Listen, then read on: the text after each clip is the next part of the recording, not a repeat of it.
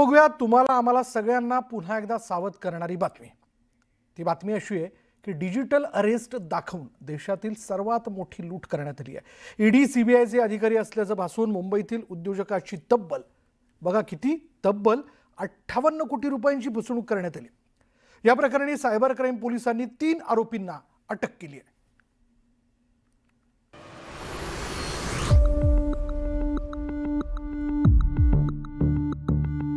Digital अरेस्टची बतावणी करत मुंबईतील एका उद्योजकाला 58 कोटी रुपयांना फसवण्यात आलंय। त्यामुळे गुन्ह्याची व्याप्ती किती गंभीर होत चालली आहे हे लक्षात येत आहे। मुंबईतील डिजिटल अरेस्ट ही देशातील आतापर्यंतची सर्वात मोठी फसवणूक असून सायबर क्राईम पोलिसांनी या प्रकरणी धडक कारवाई केली।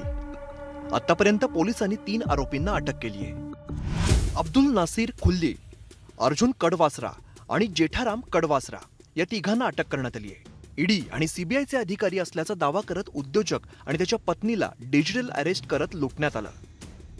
मनी लॉन्ड्रिंग प्रकरणात अडकल्याचं सांगून डिजिटल अरेस्टमध्ये फसवण्यात आलेलं आहे। 9 ऑगस्ट ते 8 ऑक्टोबर दरम्यान उद्योजकाने RTGS द्वारे 58 कोटी रुपये दिलेले आहेत। आरोपींनी 18 बँक खाती वापरत हे पैसे काढून घेतले। अनेकांची फसवणूक करणारा डिजिटल अरेस्ट हा प्रकार नेमका काय आहे ते आता आपण बघूया। एखादी व्यक्ती पोलीस, ईडी किंवा सीबीआयचा अधिकारी असल्याचं सांगत मेसेज पाठवतो किंवा थेट व्हिडिओ कॉल केला जातो।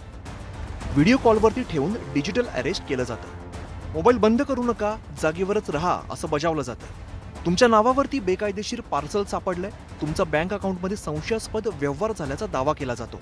आधार किंवा पॅन कार्ड गुन्ह्यामध्ये वापरल्याचं सांगितलं जातं। अंमली पदार्थ किंवा मनी लॉन्ड्रिंगच्या प्रकरणात डिजिटल अरेस्ट करत असल्याचं सांगितलं जातं। त्यानंतर पैशांची जबरदस्तीने वसुली केली जाते। डिजिटल अरेस्ट आणि फसवणूक टाळण्यासाठी सावध राहणं गरजेचं आहे। अनोळखी कॉलवरती विश्वास ठेवू नका, अनोळखी व्हिडिओ कॉल उचलू नका, कोणत्याही लिंकवरती क्लिक करू नका आणि सरकारी यंत्रणा कधीही फोनवरती पैसे मागत नाहीत हे सुद्धा लक्षात ठेवा आणि फसवणुकीपासून दूर राहा। Bureau report, news 18 Lokmat.